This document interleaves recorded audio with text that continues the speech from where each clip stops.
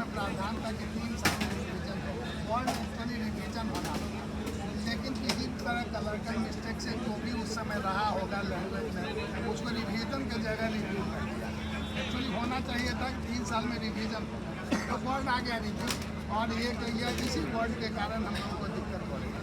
तो हमारा उद्देश्य ये, हमारा कहना है कि उस समय जो 3 साल में रिव्यू होकर रिवीजन होता, पेंशन बढ़ते जाता, तो आज जिनको 400 रुपया पहले मिलता था, आज उसका 14,000 10,000 पेंशन बढ़ता, जिसका 3,000 रुपया पेंशन था उनको 25,000 30,000 रुपया होता, जिनका 10,000 पेंशन था उनका 40,000 रुपया होता, वह नहीं हुआ।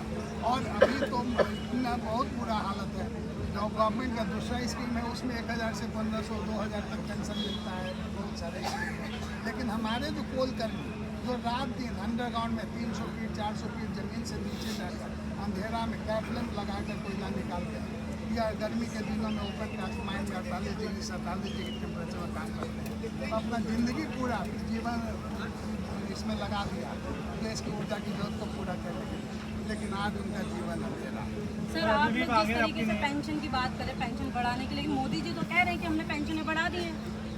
मोदी जी कह रहे हैं पेंशन बढ़ा दिए, मोदी जी बहुत अच्छा काम कर रहे हैं, सबके लिए अच्छा काम कर रहे हैं, लेकिन अभी हमारा कोल पेंशनर उससे छूटा है। हम यह इस संदेश मोदी जी को देना चाहते हैं कि कोल पेंशनर्स का पेंशन नहीं बढ़ा। हे प्रधानमंत्री जी, आप इस पर भी ध्यान दीजिए और कोल पेंशनर्स का पेंशन बढ़ाइए। अगर अभी भी पेंशन नहीं बढ़ेगी तो अगला कदम क्या रहेगा आपका? हमको पूरा विश्वास है कि आदरणीय प्रधानमंत्री जी को आज आप लोग संदेश पहुंचा देंगे, इतने बड़े बड़े चैनल के पत्रकार, निश्चित रूप से आप प्रधानमंत्री जी तक हमारा संदेश पहुंचाएंगे। और प्रधानमंत्री जी इतने सहृदय हैं, इतने सजग हैं, इतने जागरूक हैं कि देश के हर व्यक्ति के लिए, हर समाज के लिए सुरक्षा। तो कोल पेंशनर जो 5.5 लाख कोल पेंशनर्स हैं, उन पर करीब 1 करोड़ लोग डिपेंडेंट है, बेटा पोता नाती बहू दामाद 1 करोड़ लोग डिपेंडेंट है। तो उसके लिए भी मोदी जी निश्चित रूप से हमारा जो स्कीम है सीएम उसमें रिव्यू करके उसमें सुधार करके पेंशन बढ़ाने का काम। अच्छा, आपको लगता है जिस तरीके से आपने बताया कि रिव्यू में वापस भेज दिया, जबकि इम्प्लीमेंट नहीं हुआ, रिव्यू में भेज दिया और सालों लगा दिए, तो क्या लगता है कि इस तरीके से धरना प्रदर्शन करके रिव्यू की जगह सीधे इम्प्लीमेंट हो जाएगा या फिर टाइम नहीं लगेगा? नहीं, अभी 2025 के अक्टूबर माह में कोयला मंत्रालय ने CMPF 1948 एक्ट में सुधार का प्रस्ताव लाया है, जिसको कि बजट सेशन में जाना चाहिए था। हम लोग उम्मीद करते हैं कि उसमें अमेंडमेंट के लिए बजट सेशन में आएगा। इनकेस बजट सेशन में नहीं आता है तो मानसून सेशन में ज़रूर आएगा, और हमको विश्वास है, चूँकि मोदी जी जब बोलते हैं करते हैं सबका विकास, सबका प्रयास, सबका भलाई, तो क्यों नहीं कोल माइनर्स का क्यों नहीं भलाई? हम पूछ देंगे, आप पूछ दीजिए मोदी जी से, प्रधानमंत्री से कि सबका भलाई करते हैं, सबका विकास करते हैं, सबके लिए काम करते हैं, तो कोल पेंशनर्स के लिए क्यों नहीं आप?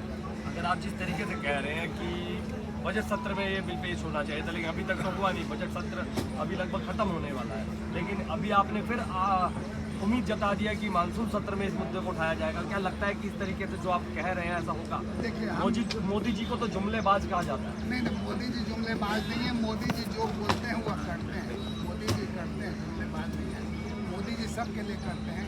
अब विश्व स्तर पर विश्वस्तरीय नेता है, नौ इंडिया, भारत पूरे विश्व के नेता बनते जा रहे हैं, तो वह जुमलेबाज नहीं है, वह काम करते हैं। काम करने में कठिनाई होती है, निश्चित रूप से हमारा यह प्रॉब्लम उनके संज्ञान में आज से तो जरूर चला आएगा कि आप लोग पत्रकार लोग वहाँ तक पहुँचाएंगे हमारी आवाज़ को, और निश्चित रूप से हमको विश्वास है कि मोदी जी इस पर करेंगे।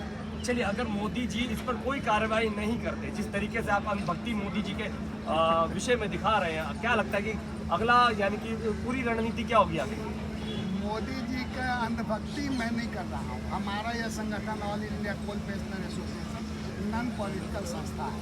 हम किसी, हमारे जितने भी सदस्य हैं, किसी भी पार्टी से, न भाजपा से, न कांग्रेस से, न किसी से संबंधित नहीं है।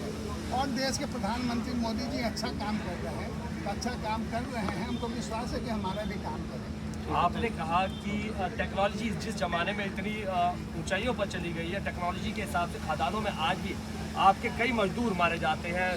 जो टेक्नोलॉजी है उसका पूरी तरीके से लाभ नहीं उठा पाते। तो ऐसा लगता है कि सूरत में मोदी जी ने उस क्षेत्र में कोई काम नहीं करा तो आपके क्षेत्र में काम करेगा? नहीं, कोयला क्षेत्र में काफ़ी टेक्नोलॉजिकल इम्प्रूवमेंट हुआ है, डिजिटलाइजेशन ऑफ माइंस हुआ है, सेफ्टी के लिए बहुत सारे ऐप्स इम्प्लीमेंट हुए हैं, जिसके कारण सेफ्टी बहुत इम्प्रूव हुआ है। और कोल इंडिया सिंगरेनिक अनकोल माइंस जीरो एक्सीडेंट पोटेंशियल पर काम कर रहा है कि कम से कम न के बराबर एक्सीडेंट हो, और एक्सीडेंट तो आज से 10 साल 20 साल पहले एक्सीडेंट होता था, उसमें काफ़ी कमी आई है।